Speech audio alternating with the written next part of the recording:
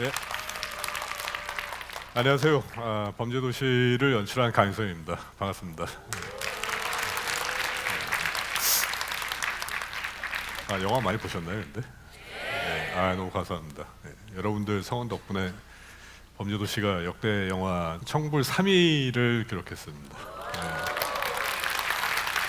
제가 오늘 여기서 말씀드리고 싶은 거는 그간 제가 어떻게 해서 영화 감독이 됐는지에 대해 가지고 말씀드리려고 나왔습니다.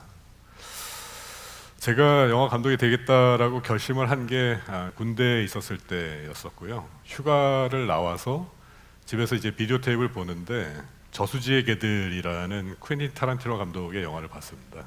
그 전에도 영화를 굉장히 좋아해서 많은 영화들을 봤었는데 이 영화를 보고 나니까 제가 생각했던 이야기 방식과 캐릭터와는 완전히 달랐었거든요. 그래서 이 영화를 보고 난 다음에 앞으로 제가 직접 시나리오를 쓰고 연출하는 그런 감독이 되자라고 마음을 먹게 되었고요. 그러고 난 다음에 이제 군 제대를 하고 복학을 해서 이제 제가 먼저 해야 될 일이 제 성격을 좀 바꾸는 거였었는데요. 제가 굉장히 좀 부끄러움을 많이 타는 스타일이었습니다. 그래서 사람들 앞에서도 좀 얘기하는 것도 주저하고 뭐 수업 시간에 손을 들고 뭐 이렇게 얘기하는 것도 많이 좀 주저하는 스타일이었었는데 그런 성격들을 조금씩 바꿔나가고 일단은 제가 직접 시나리오를 쓰기 위해서는 글을 써볼 줄 알아야 됐었습니다. 그래서 글 쓰는 작업으로 당시가 이제 94년도였었는데 컴퓨터 영상 편집 프로그램이라는 그 프리미어라는 프로그램이 막 나왔을 때였었거든요. 그래서 이 프로그램이 굉장히 신기하더라고요. 컴퓨터로 영상을 편집하고 하는 것들이. 그래서 관련 자료들을 좀 모아서 내용들을 좀 정리했고, 그리고 이제 대학 4학년 때쯤 돼서 제가 단편 영화를 처음으로 만들었습니다. 그때 이 단편 영화 편집을 프리미어라는 프로그램 가지고 했는데 그거에 관련된 내용들을 다 정리해가지고 책으로 한 권 출간하게 됐는데 그게 컴퓨터 영상 편집이라는 제 첫 책이었었죠. 이게 이제 대학교 4학년 때였었습니다. 이 책을 쓰고 나니까 제가 원래 이과생이어가지고 글 쓰는 거나 이런 것들에 대해 가지고 자신도 없고 그리고 능력도 없다라고 생각을 했는데 조금 자신이 붙더라고요. 그래서 대학 졸업을 마치고 미국으로 유학을 가서 처음으로 이제 시나리오를 쓰게 됐습니다. 근데 시나리오 수업을 들었는데 그 시나리오 선생님이 굉장히 무서웠어요. 그리고 영어로 시나리오를 써야 되는 거였었는데 미국에 간 지 얼마 되지도 않았는데 한글로도 시나리오를 써본 적이 없었는데 영어로 시나리오 쓴다라는 건 좀 불가능했었거든요. 근데 선생님이 굉장히 터프하셔가지고 저희가 한 달 반 안에 장편 시나리오 100장을 쓰는 그런 수업이었었는데요. 그 100장을 쓰는 동안에 책 2권을 읽고 시험까지도 봤었어요. 그러니까 한 수업만 그렇게 빡세게 진행이 됐었는데 그 선생님이 얼마나 터프하시냐면 이게 숙제를 해가지고 온 시나리오를 본인 마음에 안 들지 않으면은 그 학생 눈앞에서 이게 팍팍 찢어요. 찢어가지고 얼굴에 확 뿌리고 이러시거든요.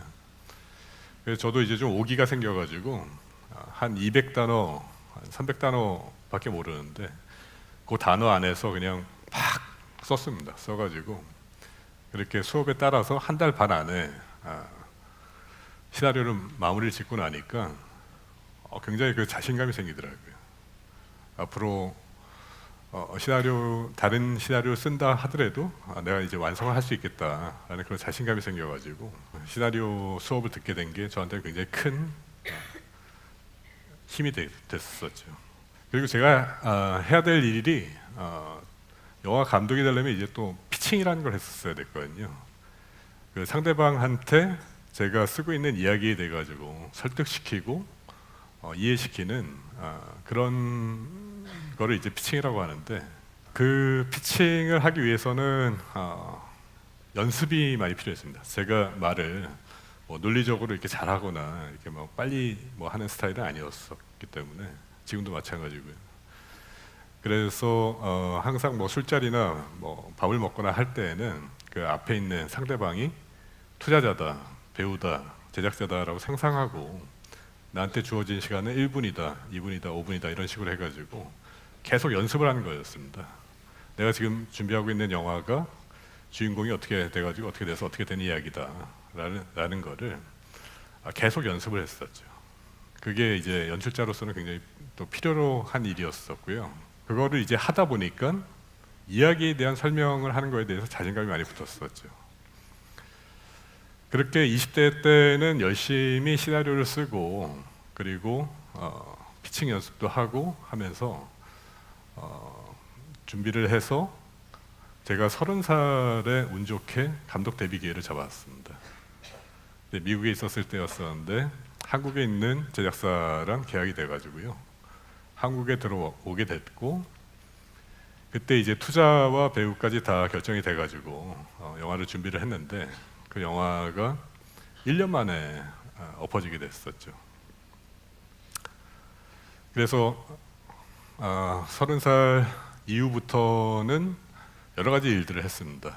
30대 때는 뭐 방송 외주 일도 하고 학교 강의도 나가고 또 뭐 홍보 영상도 만들고 여러 가지 일들을 하면서 그 사이에서 계속 꿈을 잃지 않고 영화 시나리오를 계속 썼습니다. 계속 썼는데 당시에는 이제 굉장히 열심히 시나리오 작업을 하다 보니까 이야기 구성력은 되게 좋았어요. 근데 중요한 거는 대부분의 이야기, 제가 쓰던 이야기들은 제가 어디선가 본 내용들을 가지고 와서 짜집기 하는 형식이 됐었죠. 근데 열심히 쓰다 보니까 그 구성력이 좋아서 조금만 이렇게 틀어도 새로운 이야기처럼 보이더라고요. 그래서 이 시나리오가 제작사한테는 굉장히 먹혔습니다. 그래서 제작사한테 시나리오 계약금이랑 뭐 진행비 조금씩 받으면서 그렇게 생활을 했는데 그러면서도 이제 계속 영화가 엎어지니까 한계가 오더라고요. 그래서 40살, 40대가 되고 난 다음에는 가장 중요한 게 생계였었습니다. 영화로 벌어들인 돈은 너무 한정됐었고 돈도 이제 정기적으로 들어오는 게 아니고 뭐 들쑥날쑥 들어오게 되니까 어쩔 수 없이 안정적인 수입이 생기기 위해 가지고 장사를 시작했습니다. 네, 그 장사를 저희가 이제 처음 시작한 게 여자 구두 가게를 시작을 했는데 장사가 너무 잘 됐어요. 잘 돼서 제가 영화로 뭐 1년치 버는 거를 한두 달이면 벌어버리더라고요. 근데 일단은 30대 때는 계속 제가 가장이고 영화로서 어떻게든 먹고 살아야 되고 해서 정말 시나리오를 열심히 카페에 앉아가지고 뭐 8시간씩 엉덩이 붙여놓고 그렇게 썼는데 막상 40대 때 돼가지고 가게를 해가지고 어느 정도 조금 생활에 여유가 생기니까 그때도 마찬가지로 집사람은 가게에서 일을 하고 있고 물건을 팔고 저는 그 주변에 나가가지고 카페에서 또 글을 썼는데 조금 여유가 생기니까 과거에 제가 썼던 글들이 보이더라고요. 근데 그 글들 내용이 다 가짜 같았던 거예요. 진정성도 없고 어디선가 본 듯하고 조금만 이게 틀은 거였고 그런 것들이 그때 가서 보이기 시작을 했었습니다. 그래서 그때부터 제가 시작한 게 막연하게 엉덩이만 무겁게 의자에 앉아가지고 글을 쓰는 게 좋은 건 아니다. 생동감 있는 글을 쓰기 위해서는 취재를 해야 된다 해서 제가 쓰는 이야기에 관련돼 있는 사람들을 만나가지고 취재를 시작을 했습니다.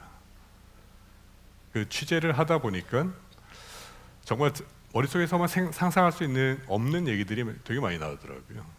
그리고 실제는 이런 것들이구나라는 것들을 많이 알게 되고 그런 것들을 이제 글에 반영하니까 글 내용이 굉장히 생동감 있게 변하기 시작을 했습니다. 그렇게 계속 이제 작업하다가 결국 이제 저희 집사람이 더 이상 그 장사하기가 힘들다. 저희가 장사는 잘 됐었는데요. 조그만 공간에 집사람이 계속 갇혀 있다 보니까 너무 힘들어했어요. 그래서 저희가 장사를 6년을 했는데 더 이상 뭐 하기가 힘들 것 같다 해가지고 그 가게를 접고 접을 때가 제가 범죄도시 시나리오를 쓰고 있었을 때였습니다. 근데 막상 이 범죄도시 진행을 해보니까 잘 될 것 같더라고요. 금방 영화 들어갈 것 같아가지고. 그런데 1년이 지나도 또 투자를 못 받는 상황이 되고, 범죄도시가 총 그렇게 3년을 시간을 보냈는데 투자를 못 받게 되고 돈도 한 푼도 못 번 상태가 되고 빚은 한 5천만 원 정도 지고 더 이상은 투자자들한테 전부 다 겁을 당해가지고 더 이상 진행될 수가 없겠더라고요. 그래서 결정을 내릴 수밖에 없었습니다.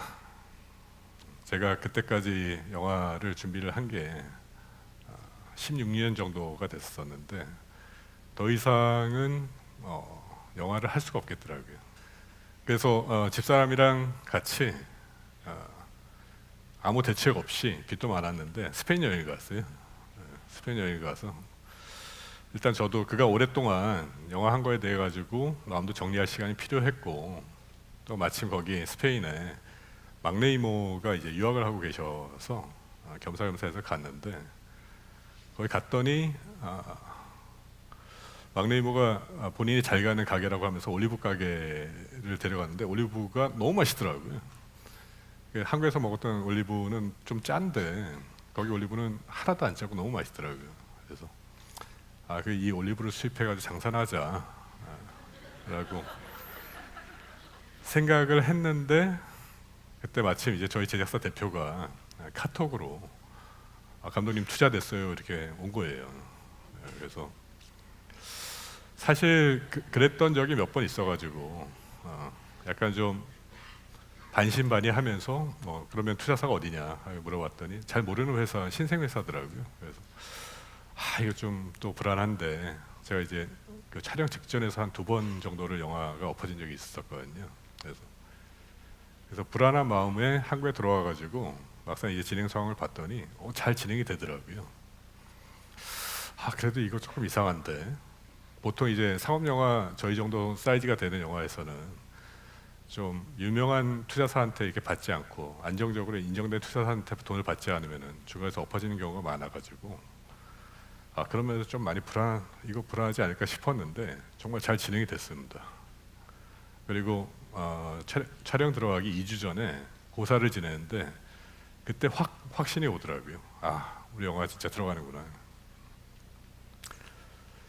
그렇게 간절한 마음으로 영화를 찍었습니다. 영화를 찍고 영화가 너무나 잘 되고, 1년 전만 해도 사실 영화를 그만두려고 했었는데 사실 영화 한 편만 만든 것만으로도 되게 감정이 북받치고 행복했었는데, 또 많은 분들한테 사랑까지도 이렇게 받게 되니까 너무 행복하더라고요.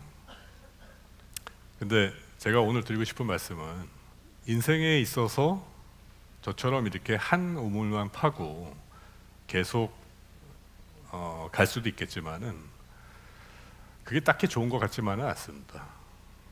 저는 어떻게 보면 약간 좀 미련하게 하나만 너무 바라보고 17년의 시간이 지났는데, 제가 어느 자리에 가서 여러분들도 저처럼 이렇게 하시다 보면은 된다라고 말씀드리고 싶지가 않아요.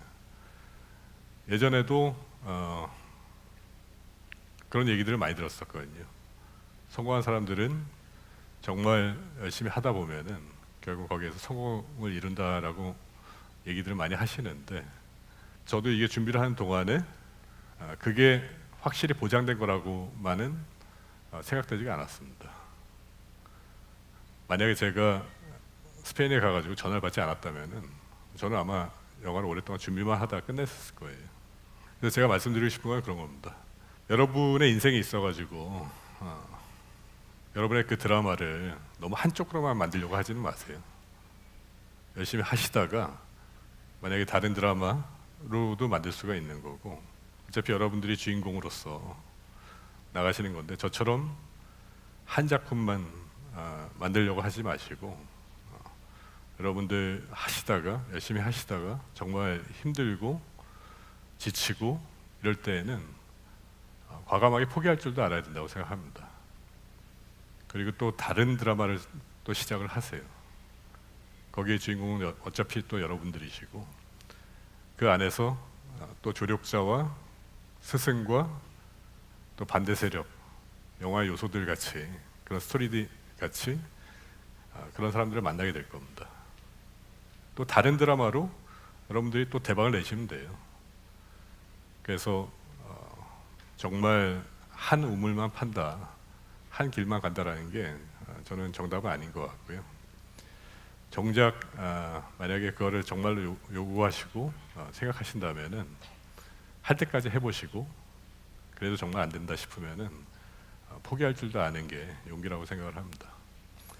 어쨌든 저는 사실 정말 운 좋게 영화가 잘 돼가지고 다음 영화를 할 수 있게 됐고 이게 어떻게 보면 제 영화 인생에 있어서는 이제 막 처음 서막이 열린 상황이거든요.